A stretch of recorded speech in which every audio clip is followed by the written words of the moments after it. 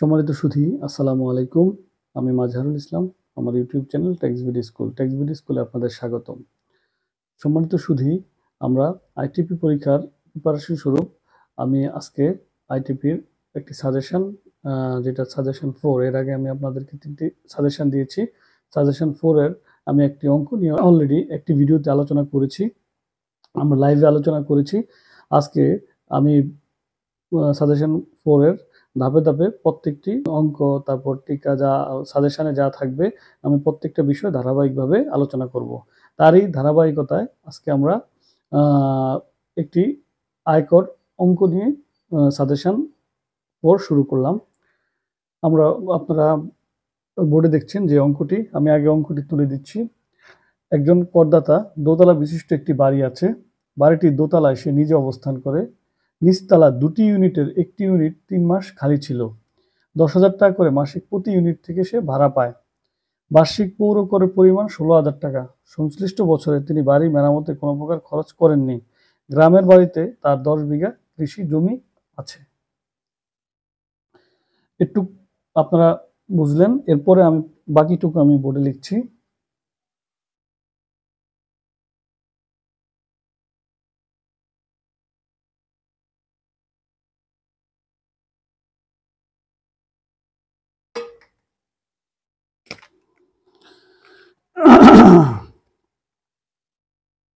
এছাড়া হ্যাচারি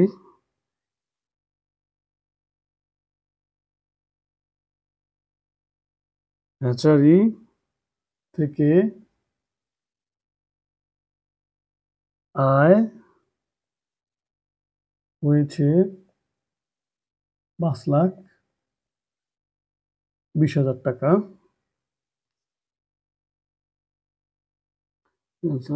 এবং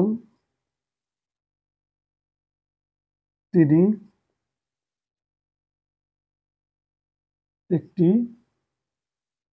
বেসরকারি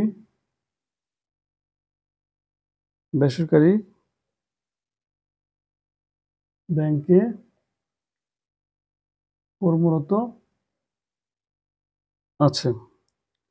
সেখানে তার মূল বেতন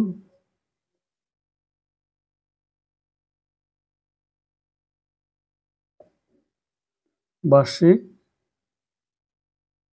3,80,000 টাকা।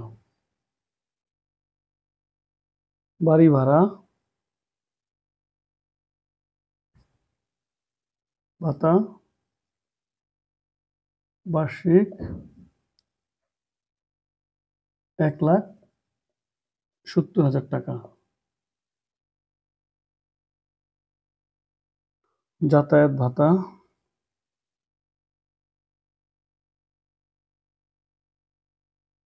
বার্ষিক 50,000 টাকা। আপ্যায়ন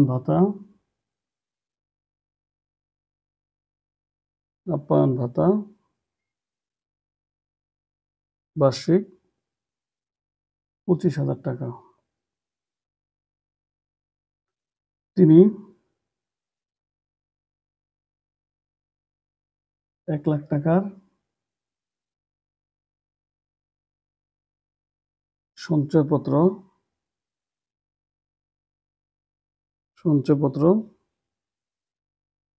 ক্রয় করেছেন।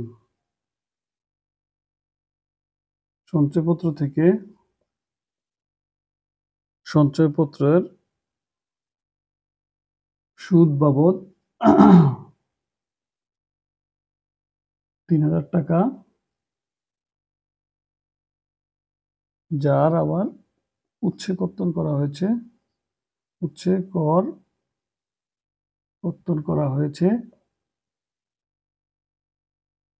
300 টাকা। এখন তার মোট আয় কত হবে? তার মোট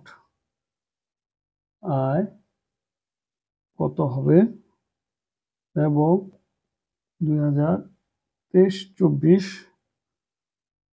করবর্ষে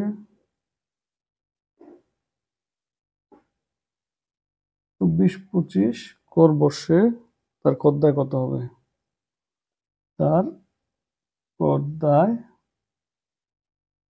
কত হবে? শুধু প্রশ্নটিতে প্রথমটুক যেটুক শুনলেন সেটা হলো কি, একজন করদাতার দোতলা বিশিষ্ট একটি বাড়ি আছে। বাড়িটির দোতলায় সে নিজে অবস্থান করে। নিচতলায় 2টি ইউনিটের একটি ইউনিট 3 মাস খালি ছিল। 10,000 টাকা করে মাসিক সে প্রতি ইউনিট থেকে ভাড়া পায়।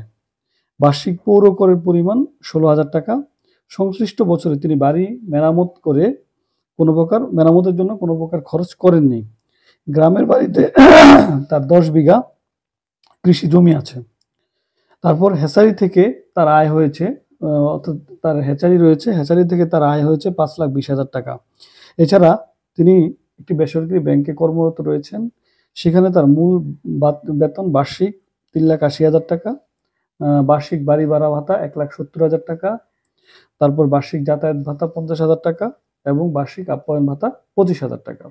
এছাড়া তার একটি 1 লাখ টাকার একটি সঞ্চয়পত্র ক্রয় করেছেন এবং সঞ্চয়পত্র থেকে সে মুনাফা পেয়েছেন 3,000 টাকা।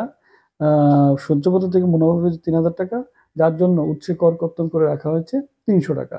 এই সামগ্রিক বিষয়গুলো একজন করদাতার ঘটেছে। এখন কি তার এই করদাতার মোট আয় কত হবে এবং 2024-25-এ তার টোটাল কর দায় কত হবে, এটা আমাদেরকে বের করতে বলছে। আমি বোর্ডে আপনাদেরকে দেখালাম,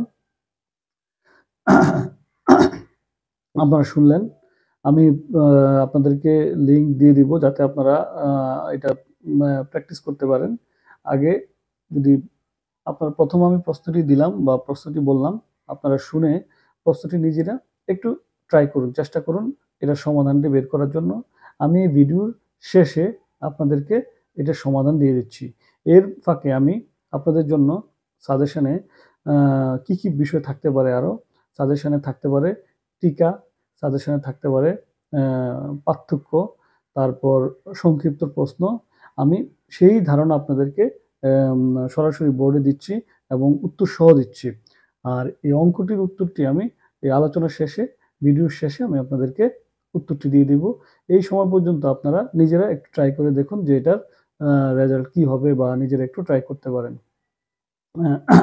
তো আমরা কথা না বাড়িয়ে আমরা চলে যাচ্ছি পরবর্তীতে সাজেশনে পরীক্ষায় কি ধরনের টিকা থাকতে পারে, সেই টিকাগুলো কি, আমি 10টি টিকা আলোচনা করছি যেগুলা পরীক্ষায়, এই ধরনের টিকা পরীক্ষায় আসতে পারে। আর এই অঙ্কের সমাধানটি আমি কি ভিডিওর শেষে আমি দিচ্ছি আপনাদেরকে। সে পর্যন্ত আপনারা আমার ভিডিওর সাথে থাকুন এবং সম্পূর্ণ ভিডিওটি দেখুন। দেখে আপনাদের কোনো বিষয়ে যদি বুঝতে অসুবিধা হয় আমাকে কমেন্টস করে অবশ্যই জানাবেন। আমি পরে এখানে যেটুকু যদি কোনো কিছু বুঝতে অসুবিধা হয় সেটা আমি কমেন্টসে আপনাদেরকে সহযোগিতা করব। তো আইটিপি পরীক্ষায় যে ধরনের টিকা থাকে আমি সেই টিকাগুলো আপনাদেরকে বলছি।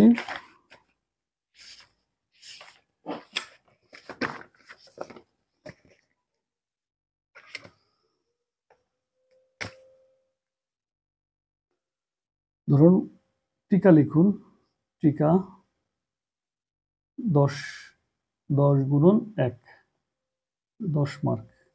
আমাদেরকে 10টি টিকা দিল। টিকাগুলো কি ধরনের আসতে পারে, পরীক্ষায় কি ধরনের টিকা আসে, বিগত বছরের প্রশ্নে কি এসেছে, এছাড়া এবং কি আসতে পারে আমি তার একটি নমুনা আপনাদেরকে দিচ্ছি। যেমন 1 নম্বরে কর ধার্যকরণ। কর ধার্যকরণ কাকে বলে? এটা একটা কর ধার্যকরণ, একটা টিকা। এটার উত্তরটা কি হবে? কোন আয় বর্ষে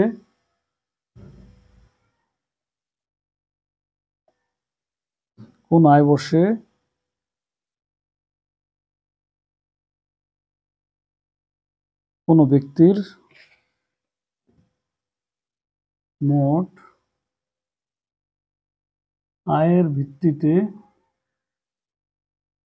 ভিত্তিতে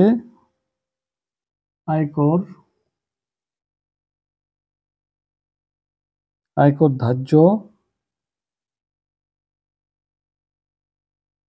আরোপ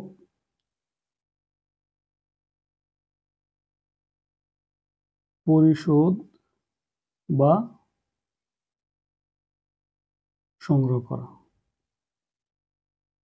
তাহলে একটা টিকা কত, একটা টিকার মান 1, যেমন কি কর ধার্যকরণ লেখা থাকলো, কোনো আয় বর্ষে কোনো ব্যক্তির মোট আয়ের ভিত্তিতে আয়কর ধার্য, আরোপ, পরিশোধ বা সংগ্রহ করা, এইসব কার্যগুলি হচ্ছে কি কর ধার্যকরণ। 2 নম্বরে মোট আয় পরিগণনা।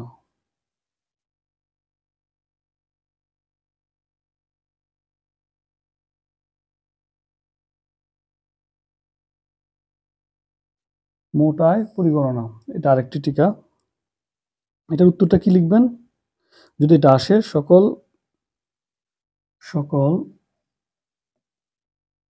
খাতের আয় যোগ করিয়া যে মোট, সকল খাতের আয় যোগ করিয়া মোট আয় পরিগণনা করা হয়।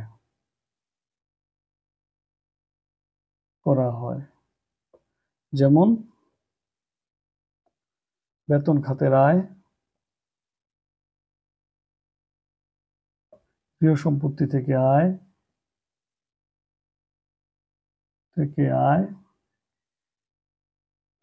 কৃষি খাত থেকে আয়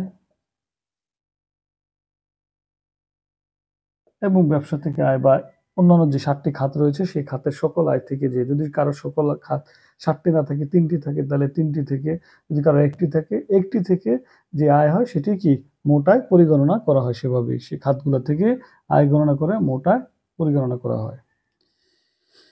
তারপর থাকতে পারে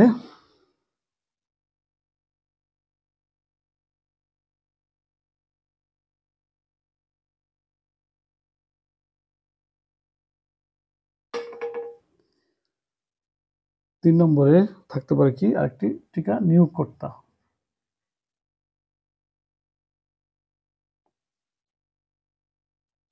নিয়োগকর্তা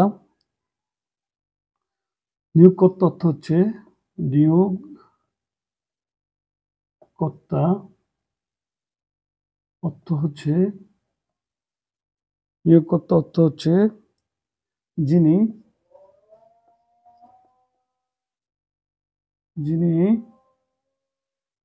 নিয়োগ দান করিয়া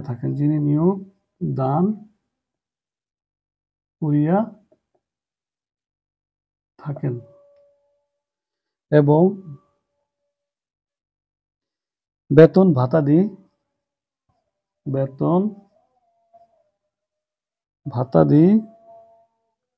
পরিশোধ করিয়া থাকেন,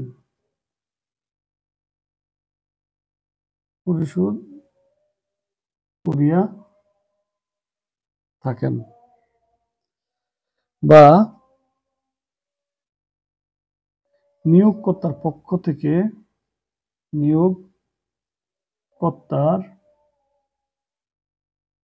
থেকে উক্ত কাজ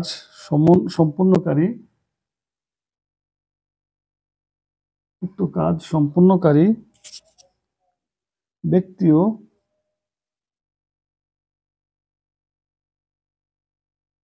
নিয়োগকর্তা হিসাবে বিবেচিত হবে। তাহলে মোট কথা নিয়োগকর্তা, এটা টিকাটা যদি আসে আমরা কি সংজ্ঞা দিব? নিয়োগকর্তা হচ্ছে যিনি নিয়োগ দান করিয়া থাকেন এবং বেতন ভাতাদি পরিশোধ করে থাকেন, অথবা নিয়োগকর্তার পক্ষ থেকে যদি কেউ এই কাজ করে থাকে তাহলে তাকেও কি নিয়োগকর্তা বলা যাবে।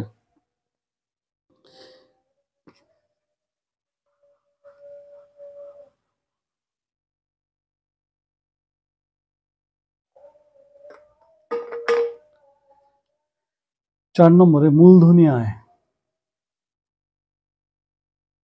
মূলধনী আয় কাকে বলে? মূলধন পরিসম্পদের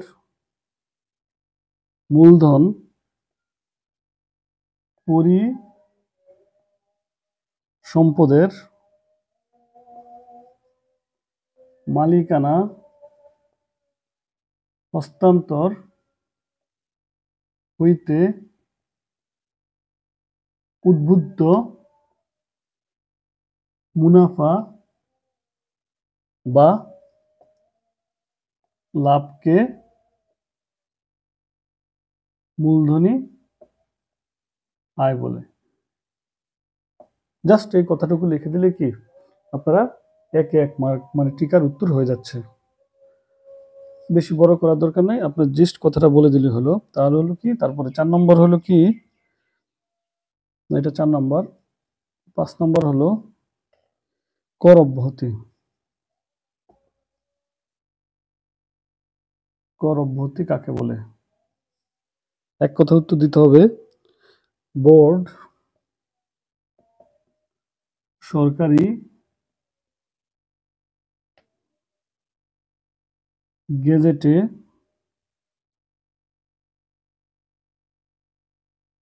প্রজ্ঞাপন দ্বারা কোনো ব্যক্তিকে বা কোনো শ্রেণীর ব্যক্তিগণকে যে অব্যাহতি প্রদান করা হয় করের ক্ষেত্রে, যে অব্যাহতি করের ক্ষেত্রে প্রদান করা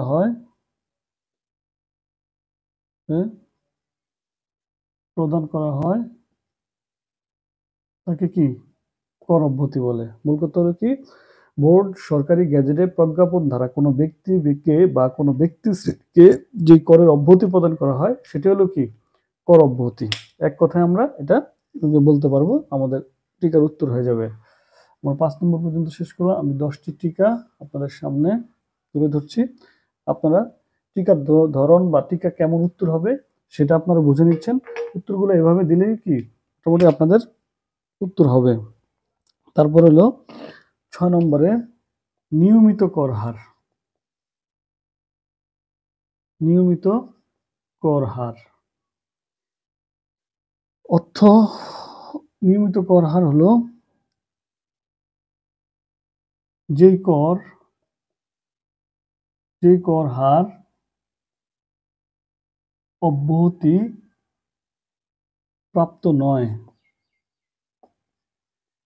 প্রাপ্ত নয় বা হ্রাসকৃত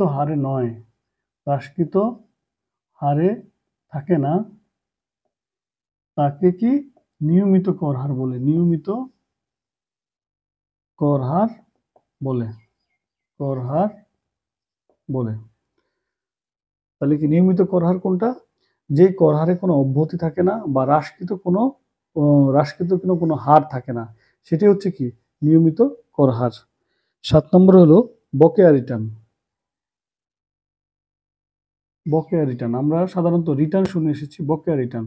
তাহলে বকেয়া রিটার্নটা কি? এটা যদি টিকা আসে আমরা এক কথা কি উত্তর দিব? যেই রিটার্ন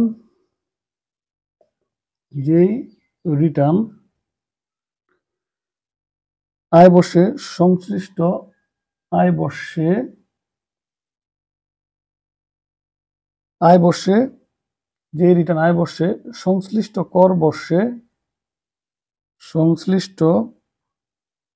কর বর্ষের মধ্যে দাখিল করা হয়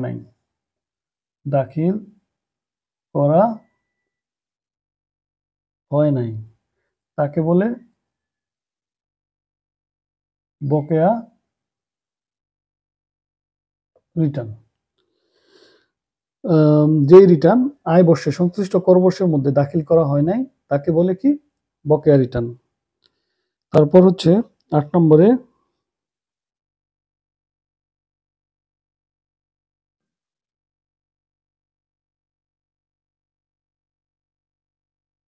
হচ্ছে করের গড় হার।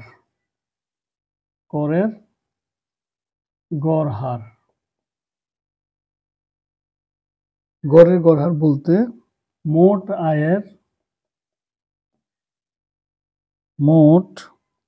আয়ের উপর নিরূপিত নিরূপিত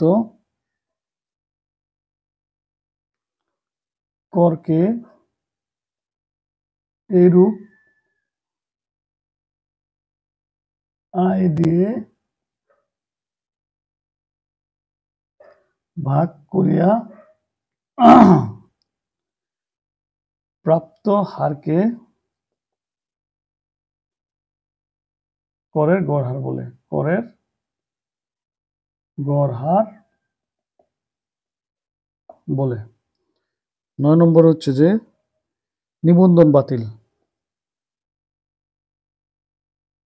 নিবন্ধন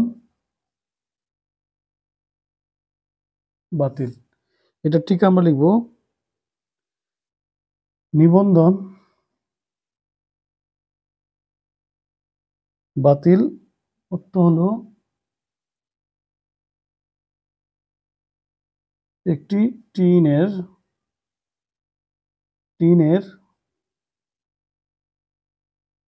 নিষ্ক্রিয়করণ, রহিতকরণ এবং সর্বসাধারণের ব্যবহার অনুপযোগীকরণকে নিবন্ধন বাতিল বলে। এই সংক্ষেপে যদি আপনারা একটু এই বিষয়গুলো এভাবে লেখেন তাহলে মোটামুটি কি টিকার 1 নম্বর মার্ক হয়ে যাবে। আপনার 10-এ 10 মার্ক পাওয়াটা খুব সহজ হয়ে যায়। আমাদের আরেকটি আছে, আমি সেটি শেষ করে টিকার পার্টটি আপনাদেরকে আজকে শেষ করব। সেটা হলো লাস্ট যদি আমরা 10 নম্বরে দেখি,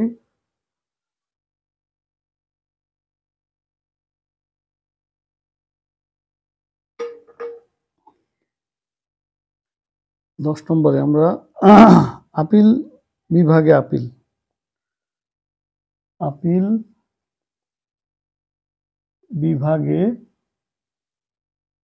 আপিল এটা হলো যে ধারা 294 অনুযায়ী ধারা 294 এর অধীন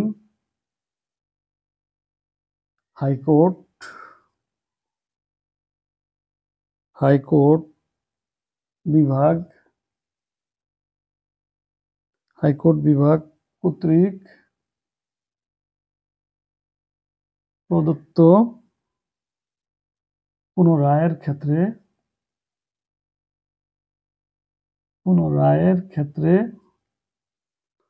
হাইকোর্ট বিভাগ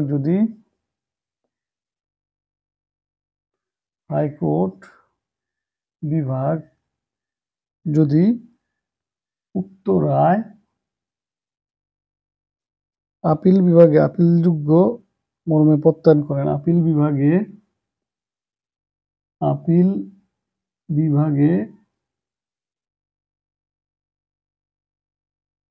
আপিলযোগ্য মর্মে প্রত্যয়ন করেন, তবে তাকে আপিল বিভাগের আপিল বলবে। আপিল বিভাগের আপিল বলে। শুধু আমরা 10টি টিকা আলোচনা করেছি। এই 10টি টিকা আলোচনার মধ্যে আপনারা টিকাগুলো কিভাবে লিখবেন বা টিকার লেখার অংশ কতটুকু হবে বা কি ধরনের বিষয়গুলো টিকা হিসেবে আসতে পারে তার একটি ধারণা আপনারা এই সাজেশন থেকে পাচ্ছেন। তো মূলত আমি সাজেশনগুলো দিচ্ছি যে আপনারা একটা প্রশ্নের নমুনা বা প্রশ্নগুলো কি ধরনের হতে পারে সেই ধরনের একটা নমুনা দেওয়ার জন্য আমি 10টি টিকা আলোচনা করলাম। আমি ধারাবাহিকভাবে এই সাজেশনের পরে যদি সময় থাকে তাহলে আমি আরও টিকা আলোচনা করব। মূলত আমি এই সাজেশনে কি ধরনের আমার সাজেশন 4-এ প্রশ্নের একটা নমুনা আমি আপনাদেরকে সেভাবে বুঝিয়ে দিলাম। এখন এই আপনারা সেই অনুসারে আরো বেশি বই থেকে আরো টিকা সংগ্রহ করে বা টিকাগুলো কি ধরনের হতে পারে সেটা বুঝে আরো পড়তে হবে। পড়লে ইনশাল্লাহ আপনার টিকা থেকে আপনারা সহজে 10 মার্ক আনসার করে নিতে পারবেন। তো শুধু আমি অঙ্কের সমাধানটিতে চলে যাচ্ছি। অঙ্কটি কেমন হবে সেই অঙ্ক উত্তরটি আমি দিয়ে দিচ্ছি, কারণ আপনারা হয়তো তখন চেষ্টা করেছেন। আমি সেটাতে চলে যাচ্ছি। আমাদের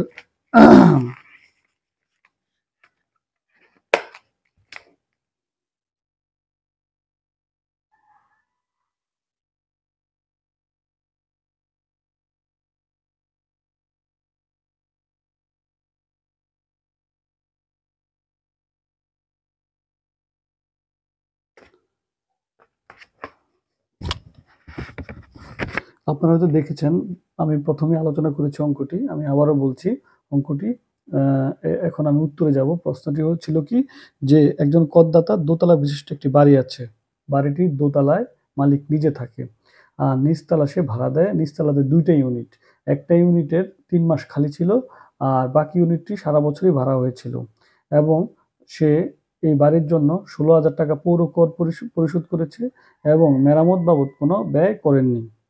তারপর তার গ্রামের বাড়িতে 10 বিঘা জমি রয়েছে এবং হ্যাচারি থেকে সে 5,20,000 টাকা ইনকাম করে। এছাড়া ওই করদাতাই কি একটি করেন, এখন জব করতে গিয়ে তার বার্ষিক সে 1,80,000 টাকা বেতন পেয়েছে, বাড়ি ভাড়া পেয়েছে 1,70,000 টাকা, তারপর যাতায়াত ভাড়া পেয়েছে 50,000 টাকা, আপ্যায়ন ভাড়া পেয়েছে 25,000 টাকা। এছাড়া ওই ভদ্রলোক 1,00,000 টাকার একটি সঞ্চয়পত্র ক্রয় করেছে। ওই সঞ্চয়পত্র ক্রয় করে তার 3,000 টাকা সে সুদ মুনাফা পেয়েছে এবং ওই 3,000 টাকার জন্য 300 টাকা কি আপনার উচ্ছে কর কর্তন করেছে। তার এই সবগুলো আয়ের খাত থেকে আমাদেরকে তার আয়ের খাত বের করতে হবে এবং এই আয়ের উপর কর দায় কত সেটি আমাদেরকে বের করতে হবে। সেটি কত? 24-25 অর্থ বছরে।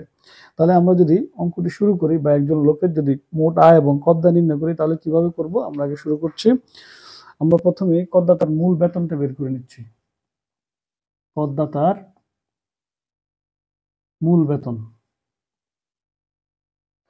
প্রথম হলো কি, করদাতার বেতন মূল বেতন খাত থেকে করদাতার বেতন খাত থেকে আয়, এটা আমরা বের করে নিচ্ছি। করদাতার বেতন খাত থেকে আয়, তাহলে মূল বেতন কত? 3,80,000 টাকা। তারপরে হচ্ছে বাড়ি ভাড়া, হলো 1,70,000 টাকা।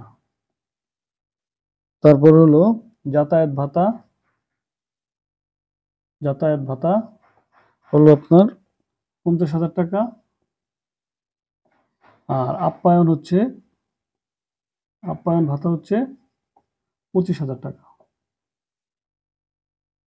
তাহলে তার বেতন খাতে মোট আয় হলো 6,25,000 টাকা। 6,25,000 টাকা বেতন খাত থেকে আয় হলো। এই 6,25,000 টাকা আমাদের কি আছে? এর মধ্যে আমাদের করমুক্ত আয় আছে। করমুক্ত আয়, বেতন থেকে করমুক্ত আয় হলো কত? 1/3 বা 4.5 লাখ টাকা। 4.5 লাখ টাকা, যা কম সেটি আমরা কি করমুক্ত আয় হিসেবে বাদ দিব। তাহলে 1/3, এটার 1/3 হচ্ছে 2,08,000। তাহলে 2,08,333 টাকা এটা যদি হয়, তাহলে আমরা কি করব? তার বেতন খাতে বেতন থেকে করযোগ্য আয় হবে কত? 4,16,667 টাকা। আমি বোর্ডে একটা করে শেষ করছি। তাহলে আমাদের বেতন খাতের এখানে আমি লিখে রাখলাম, বেতন খাত থেকে করযোগ্য আয় তার কত? 4,16,667 টাকা। শুধু আমি আপনাদেরকে বোঝানোর জন্য আবারও একবার রিভিউ করে দিলাম। তার মূল বেতন ছিল 3,80,000, বাড়ি ভাড়া 1,70,000, যাতায়াত ভাতা 50, আপ্যায়ন ভাতা 25, সবকটা যোগ করলে 6,25,000। আমাদের যে রুল রয়েছে সেটা করমুক্ত হয় কি, বেতন থেকে করমুক্ত হলো 1/3 বা 4.5 লাখ টাকা, যেটা কম হয় সেটা করমুক্ত আয় হিসেবে আমরা বাদ দেওয়ার পরে বাদ দিয়ে যেটা থাকলো সেটাই কি তার বেতন খাত থেকে করযোগ্য আয় হিসাবে আমরা এটা রাখলাম। কারণ আমরা জানি, একটু আগে আমরা একটা টিকা পড়েছি, মোট আয় কিভাবে গোনা হয়, যে যতগুলা খাত আছে আয়ের সবগুলা খাত এক করে কি মোট আয় গণনা করা হবে। তাহলে আমাদের এই অঙ্কে ফার্স্ট কাজ হলো কি মোট আয় গণনা করা। শুধু আমরা তাহলে করদাতার বেতন খাতে আয়টা আমরা এখানে লিখে রাখলাম, 4,16,667 টাকা আসছে। এবার আমরা বের করব করদাতার বাড়ি ভাড়া থেকে আয়। করদাতার বাড়ি ভাড়া হতে আয়। প্রথমে আমরা যেটা দেখেছি যে তার দোতলা বাড়ির মধ্যে সে একটা দ্বিতীয় তলায় সে নিজে থাকে এবং নিচতলা 2টা ইউনিট। একটা ইউনিটে হলো প্রতি ইউনিটের ভাড়া 10,000 টাকা করে। তাহলে প্রথম ইউনিট যদি ধরে নেই, প্রথম ইউনিট তাহলে 10,000 গুণন 12 গুণন 1 কত? 1,20,000 টাকা একটা ইউনিট থেকে ভাড়া পায়। আর আরেকটা ইউনিটে সে বলছে যে আরেকটা ইউনিটে সে কি বলছে যে 3 মাস খালি ছিল।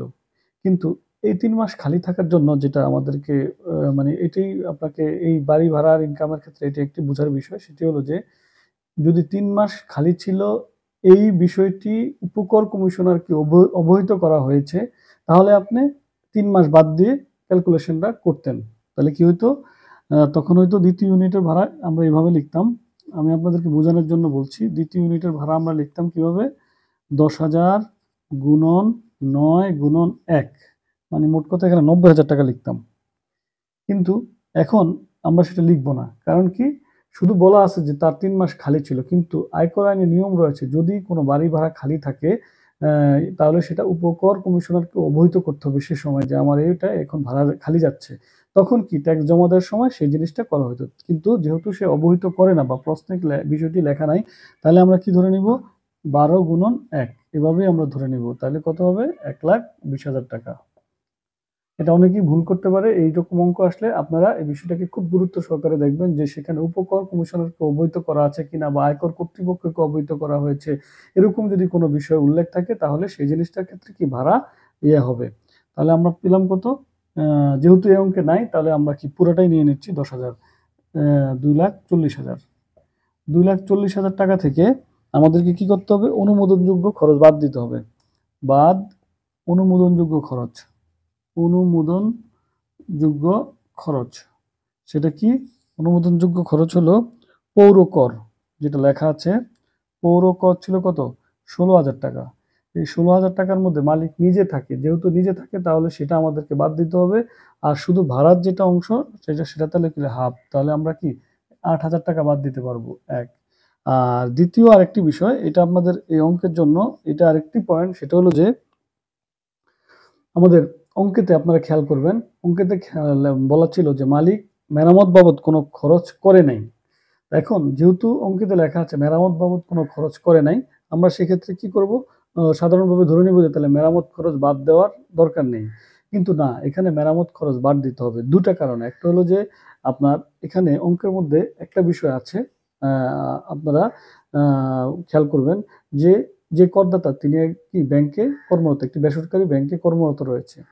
তো 24-25 কর বৎসরে আমাদের নিয়ম কি, যে ব্যাংকে যারা থাকে ব্যাংকের কর্মরত অফিসারদের কি তাদেরকে অনলাইনে রিটার্ন দাখিল করতে হবে। আর অনলাইনে রিটার্ন দাখিলের ক্ষেত্রে আপনার যে মেরামত ক্রয়ের যে অংশটি সেটি কি স্বাভাবিকভাবে এই পোর্শনটুকু আপনাকে বাধ্যতামূলকভাবে প্রদান করতে হয়। তো সেক্ষেত্রে আমরা কি মেরামত খরচের মোট আয়ের 1/4 অংশ এটাকে দেখাবো।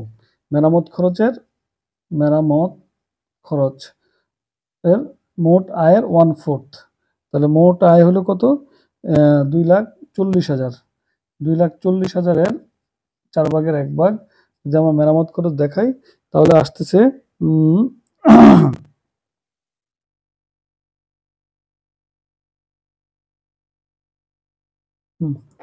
তাহলে আমরা মেরামতে 2,40,000 অনুযায়ী 60,000 টাকা, বা অনুমোদনযোগ্য খরচগুলো বাদ দিলে 2,40,000 থেকে থাকবে কত? 1,72,000 টাকা।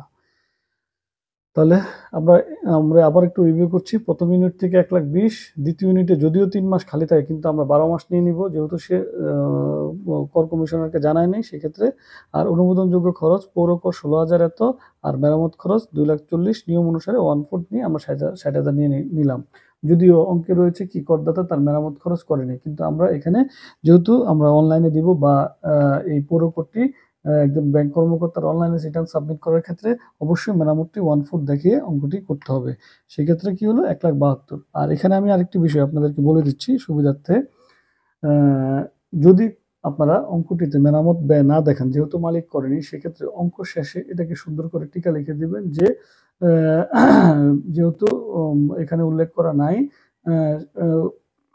যেহেতু মালিক প্রদান করে নাই সেক্ষেত্রে এটি দেখানো হলো না। কিন্তু আপনারা যখন দেখাবেন সেটি অবশ্যই টিকাতে নিচে অঙ্ক শেষে টিকা দেখিয়ে দিবেন যে ব্যাংকার একজন, যেহেতু উনি ব্যাংকে চাকরি করেন, 2024 কর বছরে আমরা জানি যে কি অনলাইনে রিটার্ন দাখিল করতে হবে বাধ্যতামূলকভাবে একজন ব্যাংকারকে।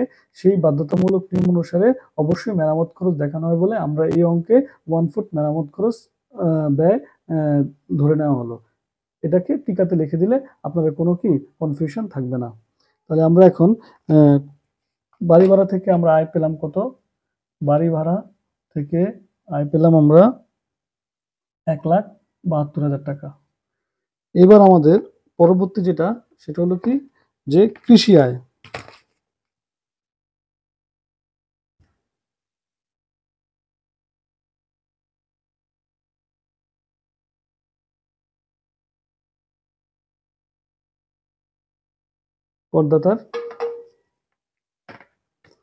করদাতার কৃষি খাত থেকে আয়, কৃষি খাত থেকে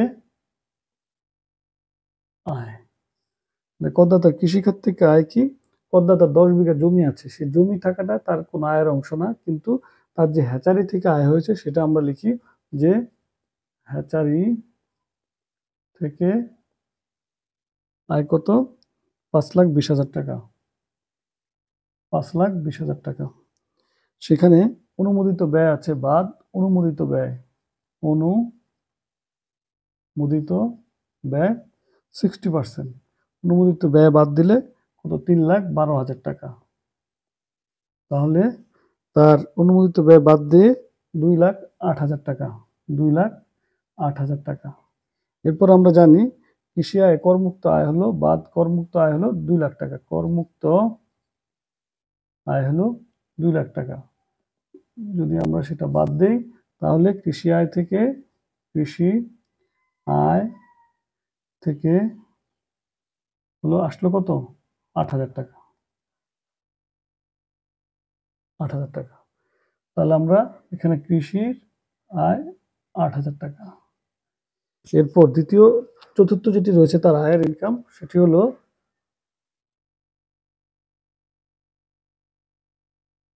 সঞ্চয়পত্র থেকে আয়। সঞ্চয়পত্র থেকে তার আয় হচ্ছে করদাতার সঞ্চয়পত্র থেকে আয় হলো 3,000 টাকা। তাহলে এবার আমরা ধাপে ধাপে উঠাই। 1 নম্বরে করদাতার সঞ্চয়পত্র থেকে আয় 3,000 টাকা। করদাতার বেতন খাত থেকে আয় 4,16,667 টাকা। করদাতার বাড়ি ভাড়া থেকে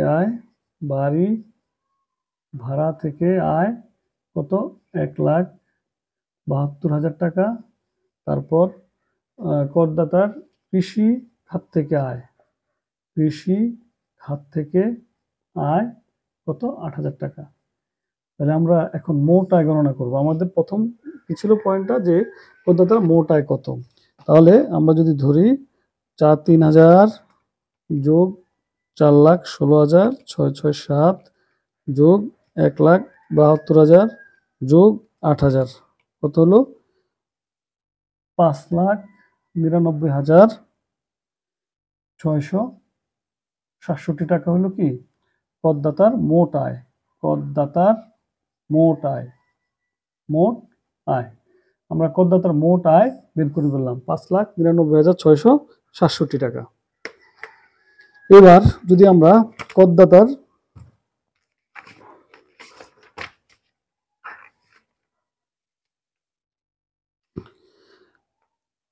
আমরা ধরে নিলাম যে করদাতা একজন কি পুরুষ ব্যক্তি, কারণ আমাকে এখানে ভাগ করতে হবে যদি পুরুষ বা মহিলা, এটাও আমরা অঙ্কেতে শেষে আমরা এটা কি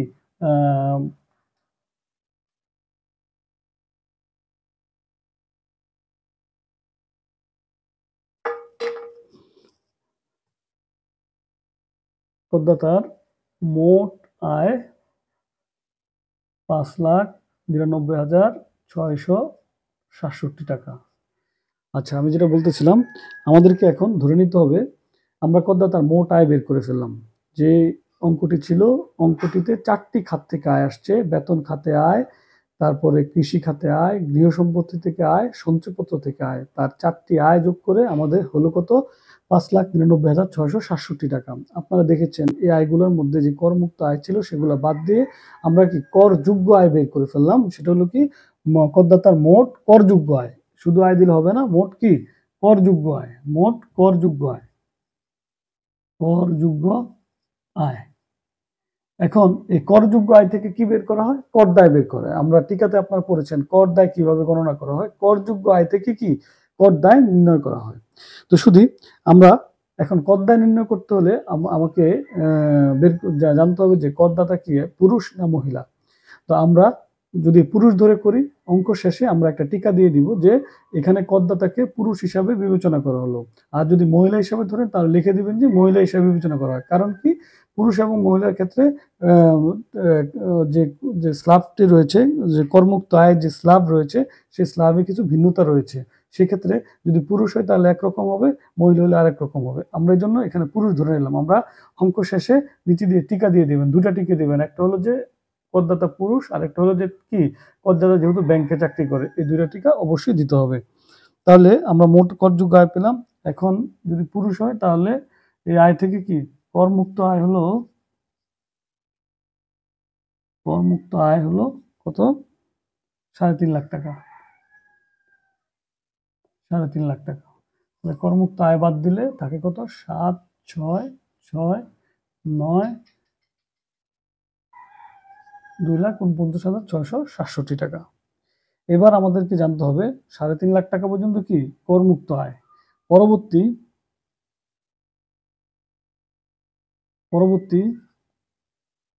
1 লাখ টাকা, পরবর্তী 1 লাখ টাকা হলো পরবর্তী 1 লাখ টাকা, পরবর্তী 1 লাখ টাকা। তাহলে 1 লাখ টাকা বাদ দিয়ে কত? এট দ্য রেট অফ 5%, তাহলে কত? 5,000 টাকা কর দায়। এখানে কি এটা হবে কর দায় নির্ণয় আমরা করতেছি। কর দায় হলো কত? 1 লাখ টাকার উপর 5%। তাহলে 1 লাখ টাকা যদি যায় তাহলে থাকবে কত? আরো 1,49,667। আমরা পরবর্তী 1 লাখ টাকা 5% এবং পরবর্তী 5 লাখ টাকা পর্যন্ত হলো 10%। তাহলে এই পরবর্তী স্ল্যাবটা পুরোটাই আমরা 10% স্ল্যাবে নিয়ে নিতে পারি। তাহলে কত থাকবে? 14,967। তাহলে আমরা যদি কর দায় নির্ণয় করি কত হবে? 14, 7, 6, 9, 4 আর 5 9, 19,967 টাকা। তাহলে এই করদাতার কর দায়, এই করদাতার 2024-25 কর বর্ষে কর দায়ের পরিমাণ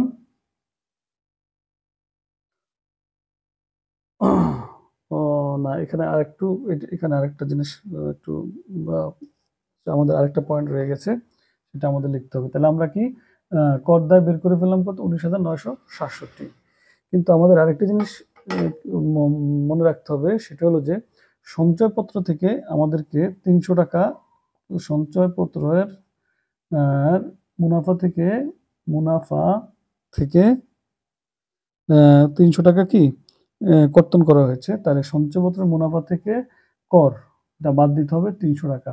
বাদ দিলে থাকবে কত? 19,667 টাকা। তাহলে মোট কর দায় হবে 19,667 টাকা। 2024-25 কর বর্ষে